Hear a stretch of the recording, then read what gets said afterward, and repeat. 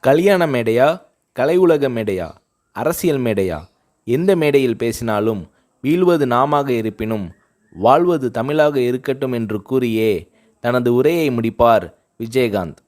கலைஞர் கருணாநிதி அவர்களின் இந்த திருவாசகத்தை புரட்சிக் கலைஞர் விஜயகாந்த் அவர்கள் தன் இதய வாசகமாக வைத்து பேசி வருகிறார். காந்தியார் வலியுறுத்திய கதர் ஆடையே விஜயகாந்த் அவர்களின் ஒரிஜினல் ஆடை. சினிமா சம்பந்தப்பட்டது தவிர மற்றபடி எந்த விழாவாக இருந்தாலும் கதரே அணிவார் விஜயகாந்த்.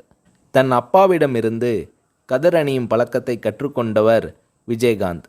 இவரை பின்பற்றி இவரின் நண்பர் இப்ராஹிம் ராவுத்தரும் கதர் மேல் காதலாக இருக்கிறார். இந்த மதுரை நண்பர்களைப் போலவே அவர்களது தந்தைகளும் நண்பர்களாக காங்கிரஸ் கட்சிக்காரர்களாக இருந்தவர்கள்.